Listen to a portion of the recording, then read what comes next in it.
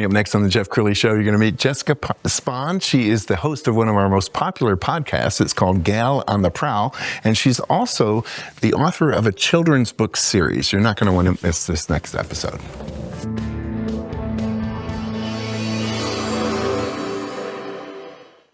Many are predicting that the worst is yet to come, which is unfortunate, said one person here.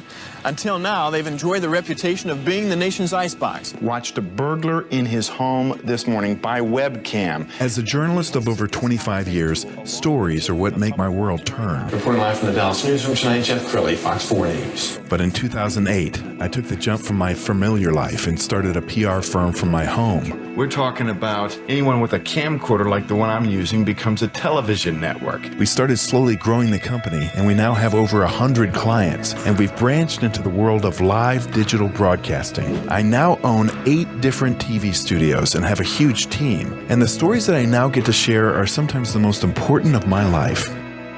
Life has a funny way of coming around full circle. This is the Jeff Crilley Show. I'm so excited about this next show because Jessica Spahn has been a dear friend for many, many years. We met at a networking event probably a decade ago, and she's become best friends with my daughter. She's a part of the Real News family. She has a very popular podcast called Gal on the Prowl, which we're going to talk about in a minute. But I want to talk about your children's book series because this is fascinating. So the latest book, and we're going to go through all of them. We'll hold that up. Vacation Kitty. Okay, tell us about this book. Vacation Kitten. So it's a water safety book. Okay. It's actually a collaboration. I have a co-author on this. Oh, wow. So after my first book, years later, I met this lady and she wanted to do a water safety book. And I was like, no, my books are holiday related. They're holidays. Right. I don't want to do a water safety book. But eventually she wore me down and I was like, okay, what if we call it Vacation Kitten so it still sounds like a holiday book? Wow. It actually gives me 3 months of sales instead of 1 month, so it's a lot better. That's incredible. Okay, but it's for water safety. Like it teaches water safety. It helps kids. All right, put this on the screen, if you will. I think the artwork is amazing. Oh my gosh, Benjamin Vincent. He lives in Dallas. Okay, he's fantastic. Give him a shout out. I love Benjamin Vincent. How did you meet him? Oh my God, 2007. I was doing grand openings for 24 Hour Fitness when they were like a big thing. Yes. And so he came out as a character artist and we became friends. So almost 20 years I've known him. He's designed all my logos for my businesses over the years. He did my first book, The Christmas Kitten, in 2017. And I'm going to use him for every single book, no matter how much AI becomes a thing. Okay, and it's going to be hand drawn. We're coming up on Memorial Day, which is the holiday, boating season, summer and swimming season, and so what lessons will they learn from the water safety book? The 3 important lessons that are actually in the back of the book. First of all, you need to take your swim lessons. You need to find a life vest, and then you need to have a water watcher. And that's something I didn't really understand until I met this lady, Vicky, who's the co-author of the book. I'm trying to find that page. Whoop, whoop, whoop, whoop, whoop. I didn't understand water safety, which is weird because I was actually a swimmer in high school, competitive swimmer.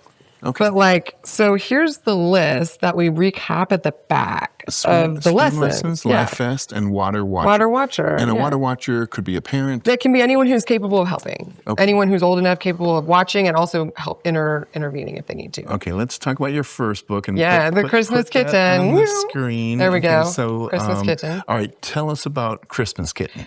My life kind of started after my divorce, weirdly enough. This was actually because of the divorce. I had a company called Reindeer Roofing that I had co-founded.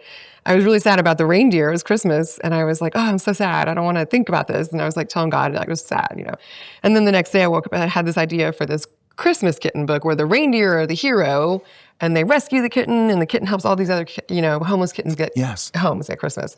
And it's a really sweet story. When I got to reading it myself after creating it, it took about a year to get it out. So about a year. It came out the following Christmas. Didn't have enough time for marketing. I learned that lesson on both books, actually. I need to actually apply it next time. But I realized I was the kitten. I was the orphan kitten. I felt very alone and very scared because I had just gotten divorced. I didn't feel like I had a home or community. And it's really interesting how it was like a part of my healing was writing the book. You know what I mean? What do you want children to learn from reading that book? Kindness and helping others. Motive matters. And so there's a part in there that talks about the request doesn't matter, only the reason. So I want kids to understand that the motive, the heart behind the what they're doing matters. Yes. Before I forget, you have a backpack. Oh yeah. So or not a backpack. it's a life vest. Yes. And Cook's Children. Yeah. I mean, tell That's us about a big this. deal. So, Yes. so I don't know if you know anything about Lori Cerami with Run for Elise. So she has Run for Elise. It's a foundation, and it supports Swim for Elise, which is where she gives out. She makes it.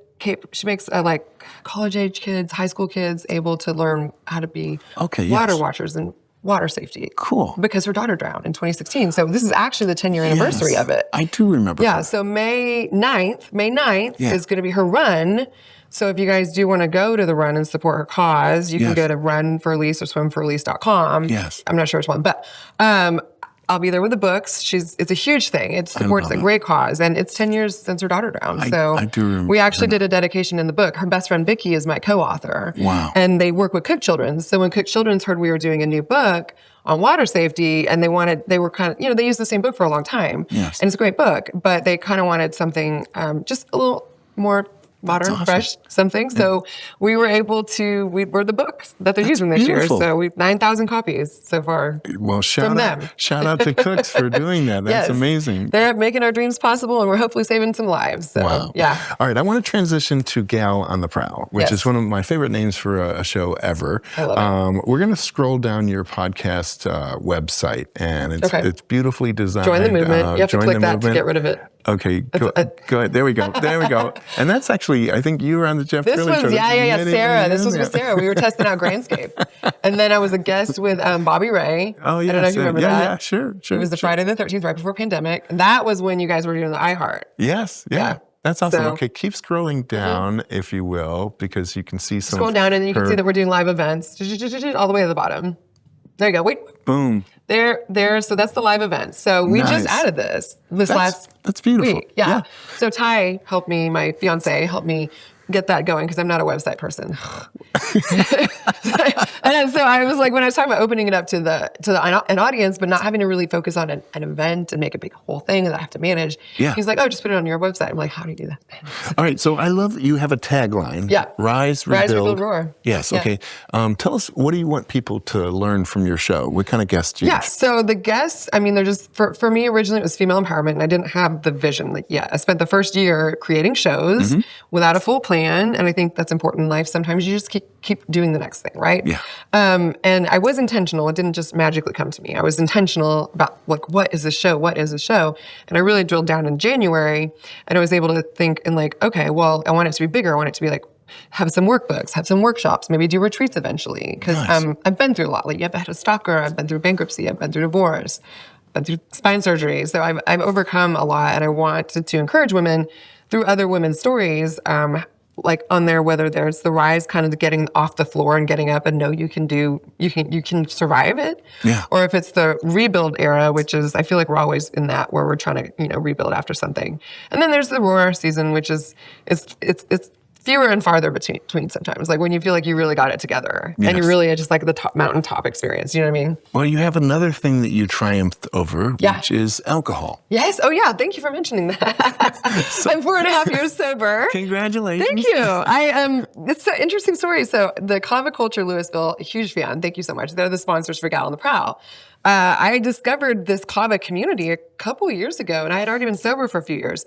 So when I found it, it made me feel so happy because it's like a bar environment with like non-alcoholic drinks. Yes. And so you have that social side of things that you don't get. Like, I was missing that. You know how social I am. Sure. Because I've known you for so long. And I took those first 2 years when I was sober, and I didn't know what to do. I was working, and then I had an office that I was renting. So I'd work, and then I'd go to the office to like work on a film or something. I didn't have a life. I didn't have a social life. I didn't know how to have a social life. And it was really cool to discover a place. And so now I spend a lot of time up at those places. Like, I'll bring my laptop up there. And now I'm working on a documentary with my fiance called Bula, which we're starting to get going and momentum. And so maybe explain for the people. What Kava is? Yeah. What is Kava? So Kava is, I don't know how to say it. It's a root. It's a pepper root. Okay. That's like ground up and then it's like brewed into like a tea type form. Yes. And like you have a can. Yeah. So this is a can version. So I just really like, it's just fun. And does the root of this plant cause kind of like a calmness. mellow? Yeah. Like a calmness. And then, so here's also too what we're going to talk about with the film. Yeah. Is the whole Kratom controversy, because I don't know if you're aware, but like they were trying to ban Kratom in Texas last summer. It's banned in certain states. Yes.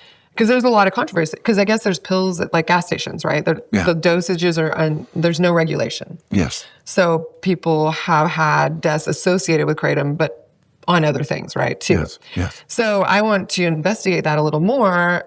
Because also the Kava bars around here do offer Kratom in the tea form. So it's very low dose.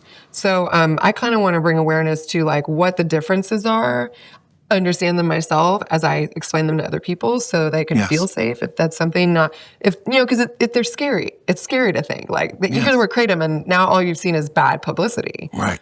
So it's my heart to see hopefully some like, I want to hear about the why it's bad, and then I also want to get the lady who did this interview last year, Liliano. She's from New York. Yes. You know what I'm talking about? Yes. She's an investigative reporter. Yes. She flew out here to Fort Worth at the Kava bar there last year to do a piece on it, right? So everybody was so excited, couldn't wait to be in this piece. Well, the piece came out, and it wasn't a good piece. Oh, really? They were slamming? Okay. The owners immediately were like, how do you get this offer? Like, they built it up so much, and they were like, hide it. This looks terrible. All right. Well, that tees up. So I'm gonna try and reach out to her too. I want to hear everybody's side. I want everybody's side of this film. I love hear it. Well, you're so full of joy, and the Kava conversation tees up this next clip perfectly. Oh, yeah. So why don't you set up this clip that we're about to play? Okay, so recently, I just did my podcast with the audience for the first time. So that's extra energy I have to spend, which I love, but energy, okay? Then there was the Podcast Collective, which we're so excited. It's a big thing in Dallas. We're launching here. Local podcasters come together. Then I went out to my sponsor in Louisville, Kava Culture, and recorded her, interviewed her for to put on my website and all this stuff. So after we get that done, my boyfriend at the time, like, he's like kind of weird, and he's like, just stay there. And I'm like, oh, and I'm like, I'm mic'd up still, and he's like, I want to check the sound. And I'm like, my brain's just on business, and I'm tired. And I'm like, what's wrong with the sound? I'm like, do we have to record this again? Like, my brain goes to like, come on, we all know when you like check the sound, why? What was wrong? Tell me what we need to fix. And so then he's like, sits down, and he's like, oh no. I'm like, are we okay? And he's like, yeah, we're okay. And I'm like, okay. And he's like, we're just gonna have a conversation. I'm like, oh, so I think we're like testing sound. So we're bantering back and forth, and I have no idea what's happening. No clue until he gets to this point, which we're gonna show in the video. So. All right, let's go ahead and roll it. I'm happier than I am with you. Good. Yeah. You should be. I want to protect us and be with you forever. Yep. Yeah. Yeah. Good. Is that good? Yeah. Is that good? Well. No, it's a visual. Well, did she know this? Did she tell her? She did not know what I was going to tell her. You were going to tell her? Will you meow me? Yes, I will meowie you. You can say that louder for the camera. Will you meowie me? Yes, I will. You can put it on my finger. I'm going to put it on your finger. Let's hope it fits. Oh, this is why you were so serious yesterday. This Cool. is why I was. Well, I love Jessica. You're He's on brand. He's on brand. You're the consummate show woman because you were giving him coaching tips while he's. I just wanted, you know what? I hear what you're saying, but I didn't know he was going to propose until that second. So I literally, when he said, will you meowie me, which he got off of my first episode, by the way. That's my first Gal on the Prowl from February of 2025, so last year. Before I knew him, so he watched all my shows. And thankfully he took notes because that was important to me. So when I heard him say that, I just wanted to make sure it was super clear and everyone heard it, since I realized we were recording and he was asking me to meowie him. My brain was still in work mode, and I was like, can you say that again for the camera? And can we get a cutaway? I was still in work mode, but I didn't shift gears really. I was still in work mode, but it was pretty funny because he kept it on brand for me and he nailed it. All right, tell us more about him. I met him at Podcast Movement, actually. Oh, nice. There's Sarah invited me last summer here. So I had just started my podcast that last year, right? And I was moving to Dallas, and Sarah was like, we need to go. And I was like, okay. So we went, she kind of dragged me around, and I was mostly like, I'm tired. And we met him. He was representing the Podcast Academy, their booth, and I was like, immediately I felt something, and I was interested in him. But he was like not letting me know what was going on with him. Like I came back that night to network and get to know him better, and I literally asked if he was single, like to his face, and he goes, "Oh, do you have to be single to network?" And like he kept avoiding like answering things, and I was like, "What is his status?" Because I'm like, I don't want to flirt with him if he's got like a wife at home, or like if he's got, I don't know. I'm just trying to figure. I was interested, and you had just told me to start flirting more, by the way. So I blame you for this engagement. I said this was my advice as her big brother is, have the welcome light on so that guys feel free right to before approach. that happened, and I was amazing. putting myself out there. All right, what was it about him that won your heart? The won my heart, gosh. I mean, he's so kind, and we laugh a lot. We laugh a lot together. He also is incredibly supportive. So like I give a lot, and people can easily just take. And so he gives a lot back. Like when he recorded that episode for me. Like it wasn't like he's been giving back to me in ways that I need. My love language is, I guess, business. And cats. And Kava. All right, so we have about 2 minutes left. And I want you to look into the camera on the left. That's the viewer. And I want you to talk about why they need to rise, rebuild, and roar. Rise, rebuild, and roar. You need to do this because those are your only options if you want to have a great life. I get it if you're in a bad place. I've been there. If you want, the rebuild process is brutal, but it's also amazing, right? There's highs and lows. And then the roar era, I think, is the few and far between, the moments where you get asked to be meowy me. I don't know what that, anyways. That's a roar moment. Or like, your book comes out and Cook Children's picks it up. Like those are those roar moments, right? Yeah. So I'd love for everybody to have those. And maybe for me, like with my brand being cats, that's kind of why I like have created those pillars. But like in your own words, just have those in your life that you like kind of like check as you're going through your seasons, I love it. Yeah. Jessica, you're an inspiration. Thank you so much for everything that you've contributed to my company, my daughter, and the Thanks friendship. for telling me to flirt. Yeah. Got me a husband. All right. We're going to end with her website, which is galontheprowl.com, the great Jessica Spahn. Thanks for coming on the show. All right. Yeah. All right. That's it for now. We'll see you next time.